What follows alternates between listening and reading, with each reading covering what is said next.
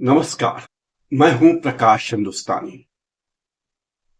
अनुच्छेद 370 और 35A के निष्प्रभावी होने के बाद पहली मर्तबा जम्मू कश्मीर में विधानसभा का चुनाव हुआ।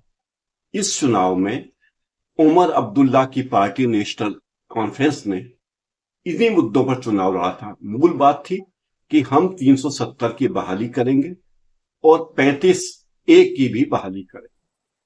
ये उनके चुनाव की मुख्य मांग थी। लेकिन अब जब जम्मू कश्मीर के चुनाव के नतीजे आ गए, नेशनल कॉन्फ्रेंस को 90 में से 42 सीटें मिली, कांग्रेस को 6 सीटें मिली है और बीजेपी को 29 सीटें मिली है। वहीं उमर अब्दुल्ला के सुर बदलते हुए लगे। वोट शेयर की बात करें तो बीजेपी को चुनाव में सबसे ज्यादा 25.64% वोट मिले। बीजेपी के बाद एनसी को 23.43% वोट मिले और कांग्रेस को 11.97 यानी करीब 12% वोट। इन चुनावों में 90 में से 71 सीटें बीजेपी और नेशनल कॉन्फ्रेंस ने मिलकर जीती हैं। नेशनल कॉन्फ्रेंस नंबर 1 है, बीजेपी नंबर 2। जम्मू में हिंदू वोटर्स ने एक तरफा बीजेपी को वोट दिया, कश्मीर में मुस्लिम वोटर्स ने एक तरफा नेशनल कॉन्फ्रेंस को वोट दिया। अब जब यह तय हो गया है कि उमर अब्दुल्ला जम्मू कश्मीर के अगले मुख्यमंत्री होंगे, तब वे उनके सुर बदल गए। अब वे मोदी मोदी के रट लगाए हैं। उन्हें पता है कि उन्हें सरकार चलानी है और मोदी से या बीजेपी से बैर लेके वे जम्मू कश्मीर में सरकार नहीं चला सकते। अब मीडिया से बात करते हुए उमर अब्दुल्ला कहते हैं, हमें 370 को पीछे छोड़ देना चाहिए क्योंकि यह सरकार 370 वापस करने वाली नहीं है। हम तो केंद्र सरकार के साथ मिलकर काम करना चाहते हैं। आदरणीय प्रधानमंत्री नरेंद्र मोदी जम्मू कश्मीर की जनता के हित में फैसला लेंगे और उसका राज्य का दर्जा फिर से बहाल करेंगे। हम अपने दोनों तरफ से दुश्मनों से घिरे हुए हैं। ऐसे में हम नहीं चाहते कि केंद्र के साथ हमारी तलखी रहे। हम केंद्र का साथ चाहते हैं।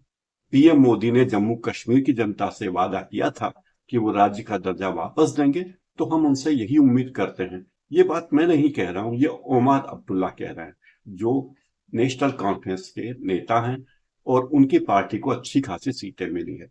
जाहिर है, जो नेता 370 और 35A के बहाने चुनाव लड़ रहा था, जो नेता ये तमाम बातें कर रहा था कि हम लड़ेंगे केंद्र से और ये कानून या अनुच्छेद वापस होगा, हमें विशेष दर्जा मिलेगा, वो सब खत्म हो गया। कांग्रेस और नेशनल कॉन्फ्रेंस का गठबंधन था और कांग्रेस के नेता इस पर चुप्पी साधे थे कि अगर उनकी सरकार को बहुमत मिलेगी तो 370 बहाल होगा या नहीं। अमित शाह ने तो एक भाषण में साफ साफ कह दिया था कि 370 की बहाली क्या जम्मू कश्मीर की विधानसभा से हो जाएगी? क्या केंद्र में सरकार हुए बिना, क्या केंद्र में बहुमत हुए बिना 370 की वापसी हो सकती है? हालांकि कांग्रेस ने गोल मोल रखा मामला और कश्मीर रीजन की 35 सीटों पर नेशनल कॉन्फ्रेंस जीत गई।